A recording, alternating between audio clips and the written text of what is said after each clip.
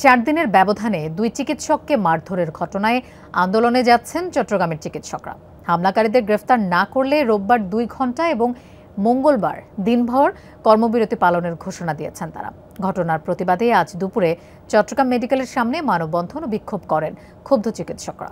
Ceylon family ব্লেন্ডের কড়ালিকার আর সতেজ সাদের perfect ব্লেন্ডে স্বপ্নেরা মিলুক টানা। গত রোববার সকালে শ্বাসকষ্ট নিয়ে ভর্তি হওয়া এক শিশুর মৃত্যুর পর স্বজনদের হাতে মারধরের শিকার হন বেসরকারি ক্লিনিক মেডিকেল সেন্টারের চিকিৎসক ডাক্তার রিয়াজউদ্দিন শিমুল। এর আগে গত 10 এপ্রিল রাতে আওয়ামী লীগ নেতাকে চিকিৎসা দিতে দেরির অভিযোগে দলটির স্থানীয় নেতাকর্মীরা মারধর করেন পটিয়া জেনারেল হাসপাতালের চিকিৎসক রক্তিম দাসকে। আহত 2 চিকিৎসকই চট্টগ্রাম মেডিকেল কলেজ হাসপাতালে চিকিৎসাধীন।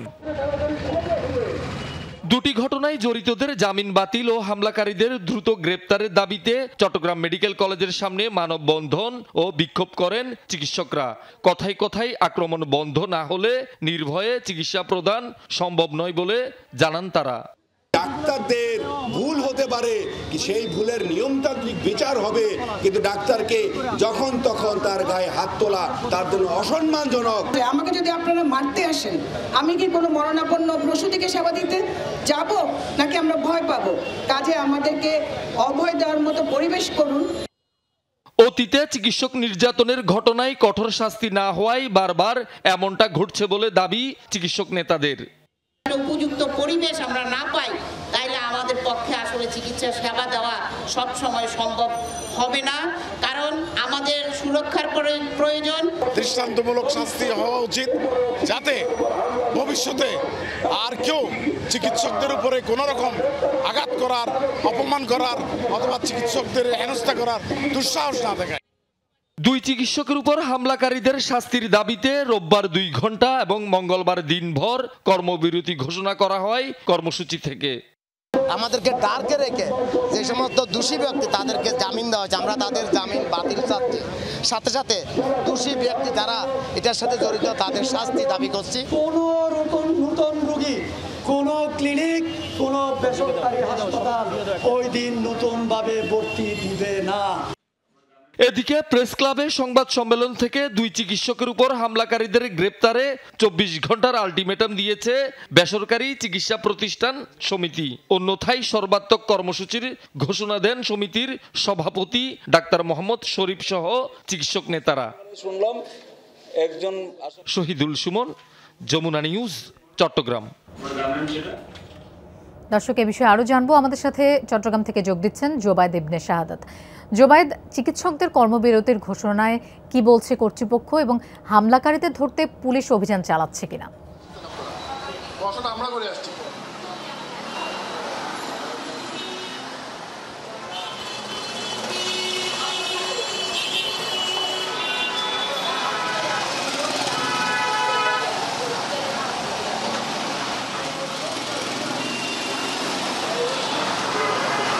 লোপা, 4 দিনের ব্যবধানে 2জন চিকিৎসককে যে হেনস্থার ঘটনা ঘটেছে সেটা কিন্তু চট্টগ্রামের চিকিৎসক মহলে বেশ চাঞ্চল্য সৃষ্টি করেছে এবং এই ঘটনার পর কিন্তু 7 জনকে আটক করা হয়েছিল। তবে সেই 7 জনকে আটক করা হলো, তারা সবাই জামিনে কিন্তু এই মুহূর্তে মুক্ত আছেন এবং তারা যে জামিনে মুক্ত আছেন সেটা নিয়ে কিন্তু যারা চিকিৎসক আছেন, যারা চিকিৎসকের সংগঠন আছেন, তারা কিন্তু বেশ ক্ষোভ প্রকাশ করেছেন। তারা বলছেন এই ধরনের ন্যাক্কারজনক ঘটনায় যারা ঘটাতে পারে তাদেরকে জামিনে মুক্ত দেয়া কতটা যুক্তিযুক্ত সে প্রশ্নটা তারা তুলেছেন।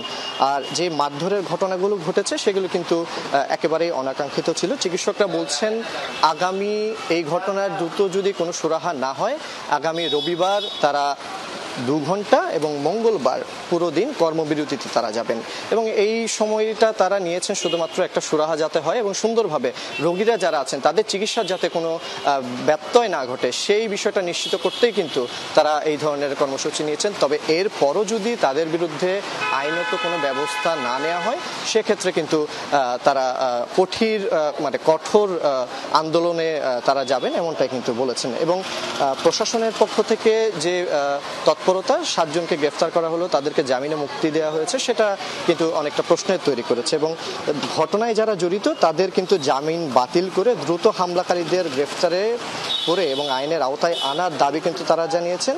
এই বিষয়ে কিন্তু চট্টগ্রাম মেডিকেলের সামনে মানববন্ধন ও বিক্ষোভও হয়েছে। এছাড়া চট্টগ্রাম প্রেস ক্লাবে কিন্তু সংবাদ সম্মেলন করে দুই চিকিৎসকের উপর যে হামলা হয়েছে তাদের গ্রেফতারে 24 ঘন্টার আলটিমেটাম কিন্তু বেসরকারি চিকিৎসা প্রতিষ্ঠান সমিতি দিয়েছেন। অন্যথায় তারা কিন্তু কর্মবিরতি করবেন এমনটাই তারা ঘোষণা দিয়েছেন। বলতে গেলে এক প্রকার তারা অনেকটা সময় দিয়েছেন এই ঘটনাটা যাতে সুষ্ঠু বিচার হয় সেটা নিশ্চিতের জন্য, এবং এর পরেও যদি কোনো ধরনের সুরাহা না হয় সেক্ষেত্রে কিন্তু তারা যেটা বলছেন যে তাদের জায়গা থেকে তারা যে কর্মসূচি সেগুলো পালন করবেন সেটা কঠোর থেকে কঠোরতর হবে, এবং এই ধরনের ঘটনা যাতে না ঘটে, চিকিৎসক সমাজ যাতে ঠিকভাবে তাদের কাজ করে যেতে পারেন, মানব সেবায় তারা আছেন সেই মানব সেবাটা যাতে তারা কোনো ধরনের ত্রুটি বিচ্ছুতি ছাড়া দিতে যান, তাহলে কিন্তু তাদের নিরাপত্তার বিষয়টা নিশ্চিত করা খুবই জরুরি। এবং চিকিৎসকদের নিরাপত্তা নিশ্চিতের জন্যই কিন্তু দোষীদের বা অপরাধীদের আইনের আওতায় আনার খুব জরুরি, এবং এই দাবিটাই কিন্তু তারা বারবার জানাচ্ছেন। তো বলতে গেলে এই জায়গাটাতে কিন্তু চিকিৎসকদের যে দাবিটা সেটা কিন্তু অনেকটা জনগণেরও সমর্থন পাচ্ছে, এবং তারাও কিন্তু বিষয়টাকে বলছেন যে চিকিৎসকদের উপর যে হামলা হয়েছে এগুলো কিন্তু কোনোভাবেই কাম্য নয়। আর প্রশাসনের বিষয়টা যদি আপনাকে আরেকবার বলি, সেটা হচ্ছে প্রশাসনের জায়গা থেকে 7 জনকে গ্রেফতার করা হলো, তাদেরকে কেন জামিনে মুক্ত দেওয়া হলো এবং তারা কবে আইনের আওতায় আসবেন সেই প্রশ্নটা কিন্তু চিকিৎসক সমাজের কাছ থেকে এই মুহূর্তে করা হচ্ছে, এবং দ্রুত তারা এই ঘটনা সুরাহা চান। লোপা। জোবায়েদ, আপনাকে ধন্যবাদ আমাদের সাথে যোগ দেওয়ার জন্য।